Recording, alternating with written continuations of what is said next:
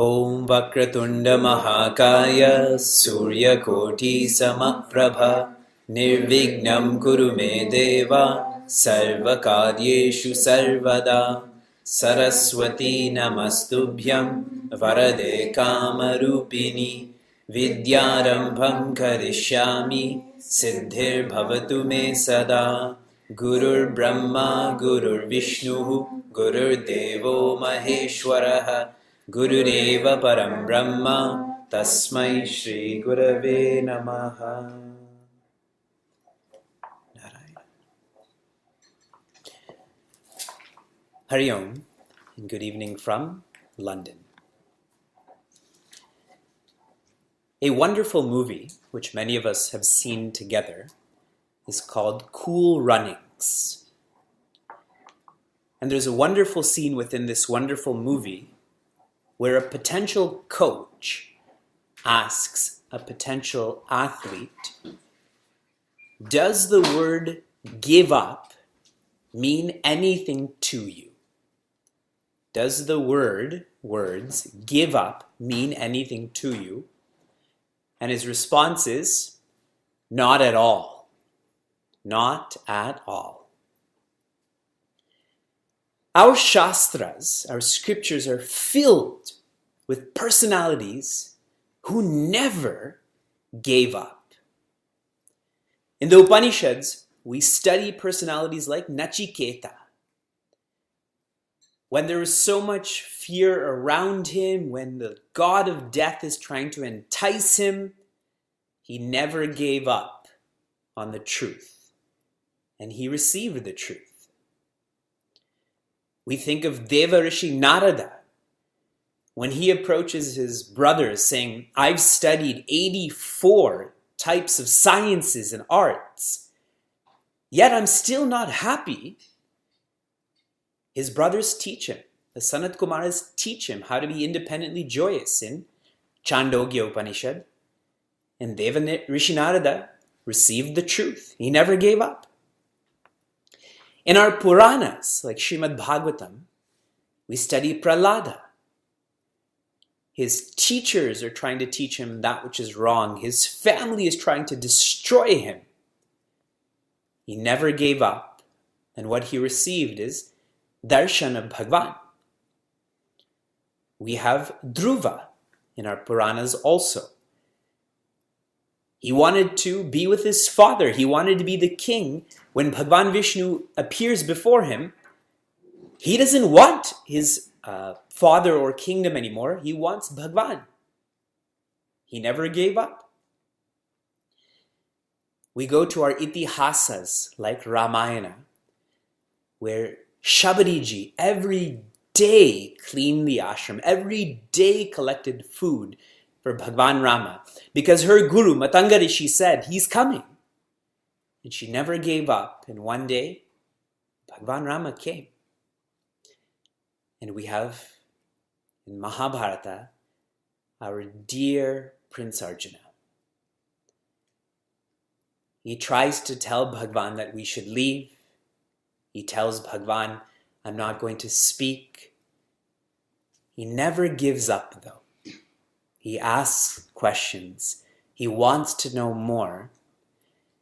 And we will find out in this chapter what Prince Arjuna receives for not giving up. Our Srimad Bhagavad Gita course is designed overtly and covertly to encourage us to not give up, to understand and appreciate what commitment means. As we approach a new chapter of Srimad Bhagavad Gita, you should ask yourself, have you given up? Or are you committed? Have you given up on trying to make this practical? Have you given up on trying to keep up with the questionnaires? Or are you committed that I'm not done now, but I'm going to finish this course and be ready for the next course? That I'm going to work hard to bring this into my life? Are you committed? Or have you given up? In chapter 10, and throughout our scriptures, we come to understand and appreciate that the Creator reveals himself, herself, to creation. And I gave you specific examples last week of Sutikshana. He was a great human disciple. You have Shabariji. She was a less capable human disciple. To Maricha, the uncle of a Rakshasa. To Jatayu, a vulture. Who, after studying all of this, would ever believe, why not us? Why wouldn't the Creator not reveal himself, herself to us? To have that faith. This requires extreme patience. Bhagavan says in chapter 10, Aham eva akshayaha kalaha. I am time, the time that changes and never changes. This changing time we have to be patient with to get to that time that never changes, to timelessness. As we go about experiencing creation, we should engage in vichara that if creation is so beautiful, is so powerful, imagine the creator of that creation. If Niagara Falls is so beautiful and powerful, the actual Niagara Falls, imagine the God who created that amount of water that can cut through rock and make that sound. To go deeper into our experiences, Bhagavan says in chapter 10, Ekam Shena Stitaha Jagat. Eka Amshenaha Stitaha Jagat, that through one part of me, I support this multiverse. The idea being that if you can connect to that one part of infinity, that's all of infinity, isn't it? Infinity has no parts. One part is all parts. We continue now to chapter 11. Sanatana Dharma, Advaita Vedanta, Bhagavad Gita, and Chinmaya Mission all have a singular purpose. What is the purpose of all of this? Moksha. To evolve from being dependently joyous to being independently joyous. That's it. Whether it's Balavihar or a Devi workshop or the Bhagavad Gita course, independent joy. And if you make this purpose any less, then what will happen is that we will practice less. If you keep this purpose high, you will practice more. So if you ever feel that this is impractical, I feel it's because we've lost what the purpose is. But if you're holding on to that purpose, you will never practice less. This will become your life.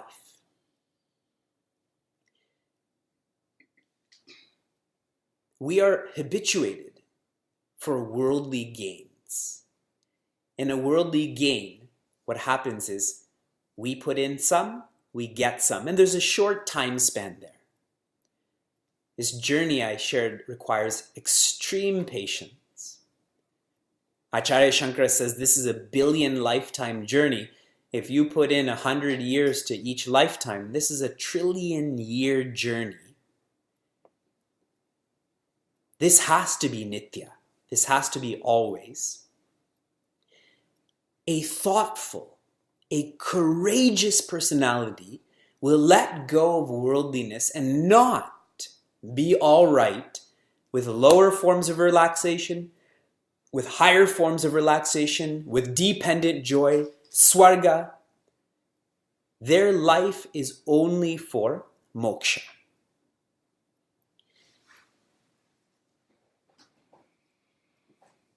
What we've studied so far, chapters 2 through 6 bring to our attention knowledge. Our first problem in feeling this divinity is ignorance. And so when knowledge comes in, we come to know that we are ignorant. And the word that Swami Tejamananda uses, the phrase he uses, this is called adhyatma vacha. Words on knowledge, knowledge of the self, so that I go from completely ignorant to knowing I'm ignorant. That's a huge expansion of one's personality, knowing I'm ignorant, that I'm an angry person, that I'm a passionate person in the wrong way. Then chapters 7 through 9 brings in manana, which is to clear out our incertitude. That's a real word, incertitude. Doubts. I was trying to play with ignorance, incertitude, and then identity, doubts. Chapters 7 through 9. Now that I'm not ignorant, or at least I know that I'm ignorant, you're telling me that I'm infinite, that I can be independently joyous, but I have a doubt about that. I don't feel that, I don't see that around me. So here's where Bhagavan focuses on that doubt. To purge that doubt, he brings in guhya vacha. He brings in words that are deeper, words that are personal in chapters 7 through 9. And then in 10 and 11, when ignorance is addressed, when doubts are addressed, finally is identifications. In Sanskrit, we call this viparita bhavana. Contrary identifications. This is addressed through nididhyasana. And the word used here is parama vacha, to take us to the highest. We saw that in chapter 10 and we will see that in chapter 11. I'm going to simplify all of this. Chapter 2 through 6 helps to address ignorance. Chapter 7 through 9 helps to address doubts. And chapter 10 and 11 helps to address identification. Ignorance, doubts, identification. Going with this, Prince Arjuna has appreciated what Bhagavan has offered thus far from chapter 2 through chapter 10. He tells Bhagavan, it is only through your kripa, only through your grace, that I'm changing my identification. Without your kripa, without your grace, this would not be possible. Arjuna's changing his identification. He thinks that he's doing, but now he's realizing that Bhagavan is doing. And this is shared in the first shloka of chapter 11, where Arjuna says, Arjuna uvacha mad anugrahaya paramam guhyam adhyatma samnitam yatva yoktam vachastena mohoyam vigato mama. Arjuna says, Mat, from you, anugrahaya, your grace, you have shared the parama, you've shared the highest, guhya, you've shared the deepest, which is adhyatma samnitam, the knowledge about who I am. Yat tvayoktam vachastena, this is all through your words, moha. confusion, ayam, this confusion, my confusion, vigataha, vigataha is gone, mama, of mine. Arjuna now understands and appreciates what creation is, what the creator is, what consciousness is. In this first shloka, we see a totally new Prince Arjuna.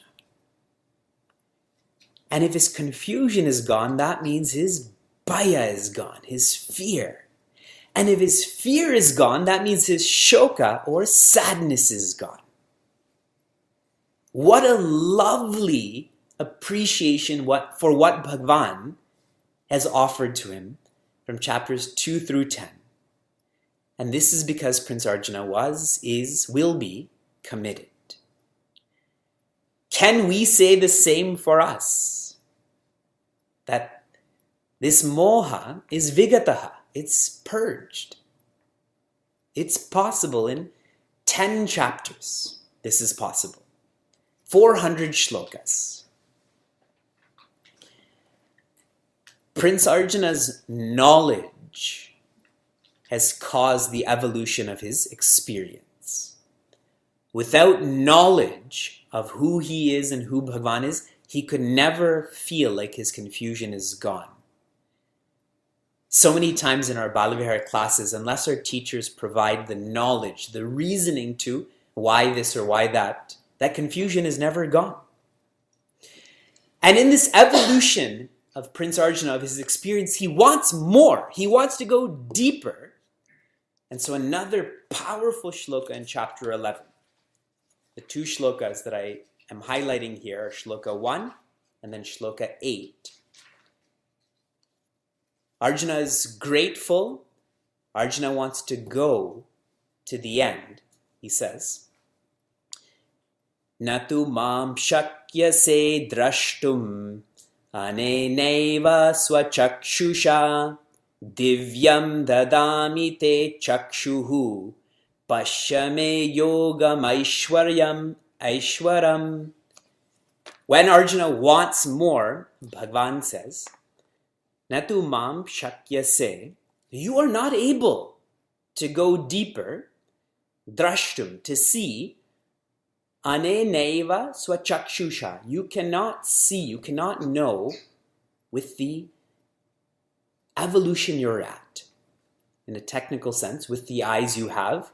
So divyam dadami te, I give you these divine eyes, chakshusha, pasha, see with these divine eyes, my yogam aishwaram, behold who I am.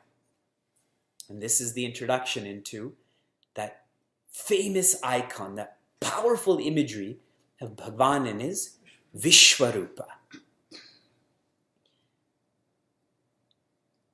Prince Arjuna is not looking with sight anymore. He's looking with insight. We objectify this too much, thinking he has new eyes. Bhagavan gives him binoculars to see more clearly. It is not objective. Bhagavan gives him jnana. He gives him insight, not sight.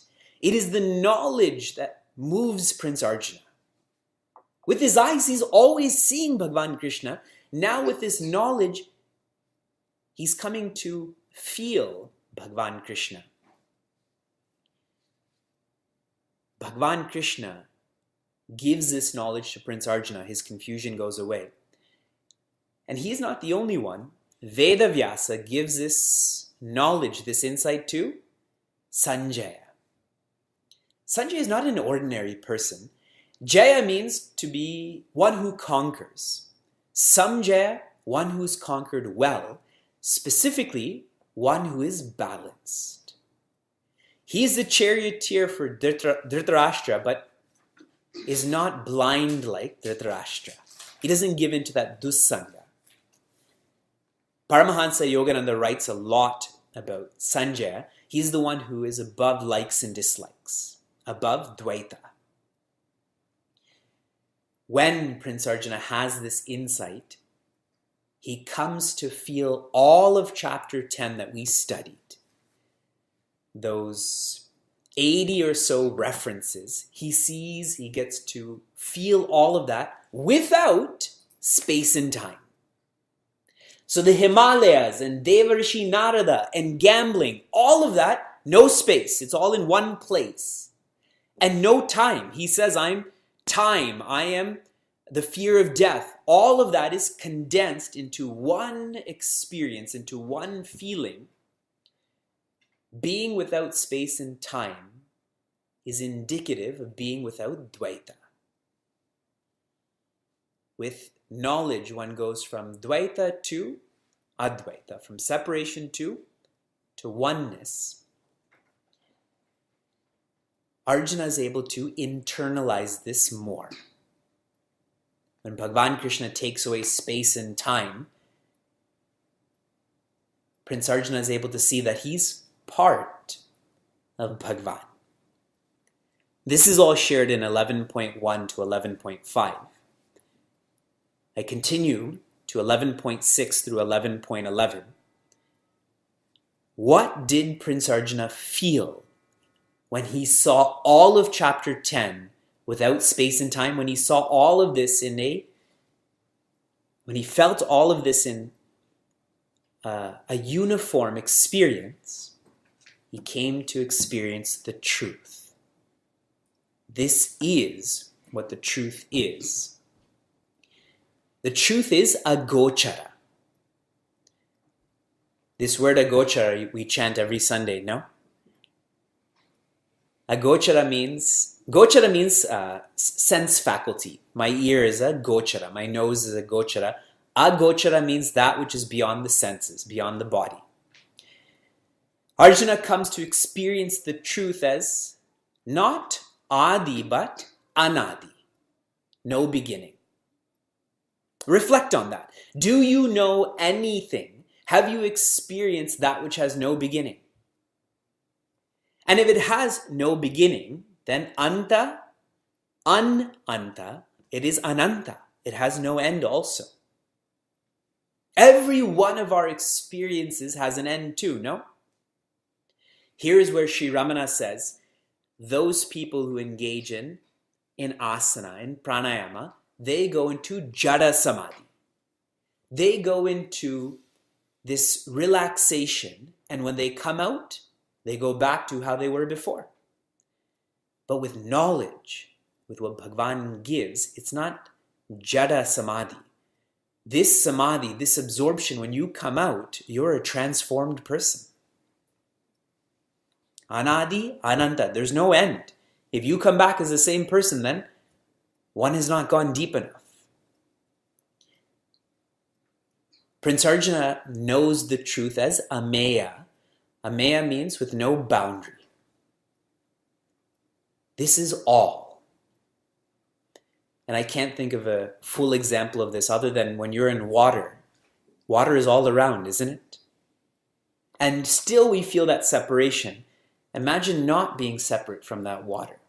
The closest experience of that would be when we're dreaming.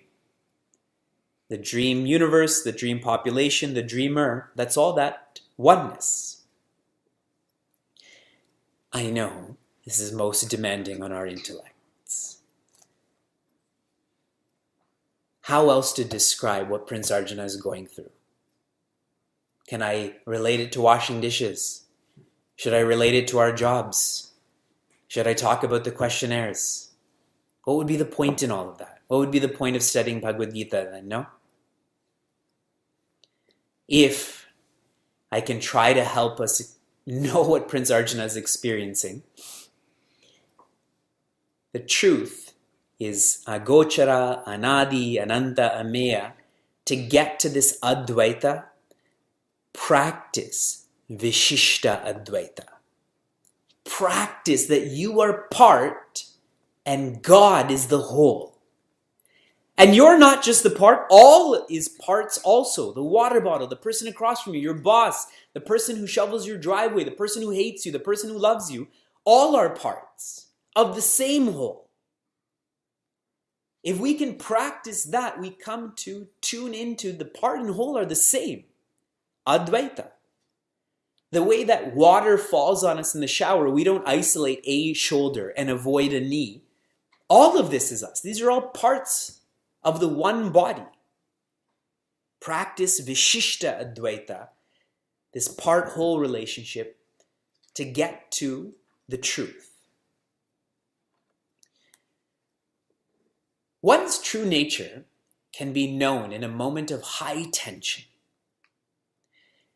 Prince Arjuna experiencing the truth, knowing the truth is so unique, he's scared. But not scared like a horror movie. It's ascharya. I don't know this feeling. I don't know this knowledge. He is in this experience of ascharya, but Prince Arjuna is so strong, physically and mentally, that even in ascharya, he continues with vichara. He wants to know, how do I immerse myself in what you're showing me? What is my role in what you're showing me? He doesn't close his eyes. He doesn't run away. In this simple dialogue that I'm in ascharya, but I engage in vichara, many of us are afraid of living in an ashram. Many of us are afraid of committing to a course, to a sadhana. And the reason is that we're afraid, but we're not strong enough to engage in vichara during that ascharya. This is what makes Prince Arjuna Prince Arjuna. As he's looking and experiencing this oneness, who does he see? Acharya Bhishma. Who does he see? Acharya Drona. These are the two people that Bhagavan Krishna brought in front of Prince Arjuna in chapter 1 and 2 of Srimad Bhagavad Gita. If you remember, specifically in chapter 1, he says, behold, there's Bhishma, there's Drona. Bhagavan Krishna's too clever. And where does he see Bhishma and Drona? He sees them dying in Bhagavan Krishna. His moha or confusion, his bhaya or fear, his shoka or sadness is that he is going to be responsible for killing, for wiping out the people he loves. Bhishma and Drona, Bhagavan is showing him, Prince Arjuna, you are not the doer. Visually, he's showing Prince Arjuna that you are not the doer. And coming back to the other person who has these divya chakshu, Sanjay is speaking to Dhritarashtra, correct? Sanjay has told Dhritarashtra what Prince Arjuna is seeing. Sanjay is seeing the same. There's Bhishma, there's Drona. Dhritarashtra could have stopped the war right there, knowing that Acharya Bhishma is going to die, no? All of their money was on Acharya Bhishma, and knowing that the ball didn't drop there, you walk away. But Dhritarashtra is not just physically blind, he is mentally blind. A mentally blind person doesn't understand that this is all God. This is all divinity. So what keeps coming up? Doership. With doership, there is confusion, there is fear, there is sorrow.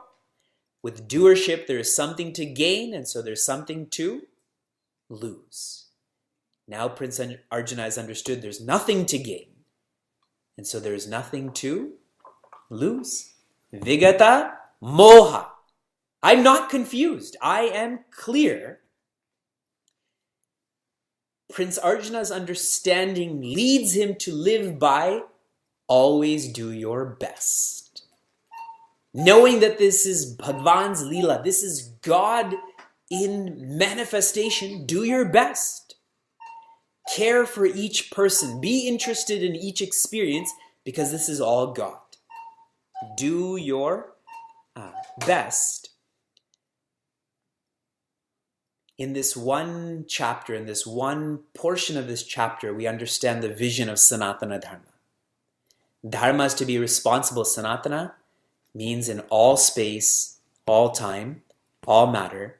Sanatan means nitya. Do God's work. Bhagwan is my boss. Bhagwan Krishna makes sure Prince Arjuna is clear about this. He says, have the vision, nimitta matram bhava savyasachin. Nimitta means instrument. Matram, only. Bhava, be, O savyasachin. Be an instrument, Prince Arjuna. Here he's known as Savyasachi, which means one who has no weak hand, one who is ambidextrous. This is how we should go about living our lives, that we are instruments in Bhagwan's orchestra. We are parts in Bhagwan's body.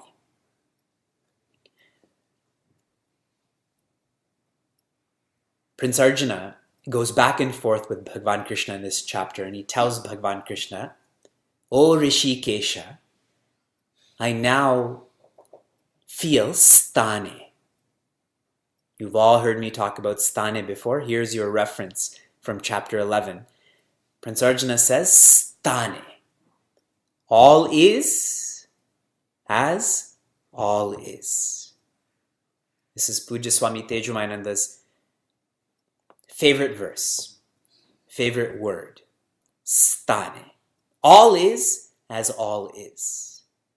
That can not be known through sight. It can only be known through insight. Not through the eyes. It's not an experience. It is only through vision, as being. The word sthane aligns perfectly with the vision of Ramayana. For all of us who are studying Ramayana together, the first shloka of the first kanda, Goswamiji says the purpose of Ramayana is Mangala. Mangala means egolessness. Only when we are egoless do we come to accept all is as all is. We come to love ourselves and all. Trying to make this more practical for us. If you know all is as all is, never take any experience personally. That experience is a gift from God. When people criticize you, that's a gift. When people compliment you, that's also a gift. Never take any experience personally. And if you can try to get to that, we will stop remembering the weaknesses of people. We make mistakes. We're cranky sometimes. I don't know why we brand someone as a failure or cranky over one experience. And we do that because we've made that experience personal. We've personalized this experience as that person. And if we do that, we removed God from the circumstance. We removed the divinity at play there. Chapter 11. Chapter 7 was know the divine. Chapter 8 was remember the divine. Chapter 10 was chapter 9. Chapter 8 is remember the divine. Chapter 9 is feel the divine. Know, remember, feel. Then chapter 10, last week I said it is see the divine. Chapter 11 is envision the divine. I was trying to see if the word envision is a real word, but it's not. Because that would make more sense. Envision, but it's not a real word, but you know what I'm saying. So though I technically said envision, I really mean envision the divine. Go past the eyes to the vision of the divine. If one is following along with this, then what happens in chapter 12? Bhakti Yoga. One of the most lovely chapters of Srimad Bhagavad Gita. I thought that about chapter 11, but I can't wait for us to study chapter 12. Oh.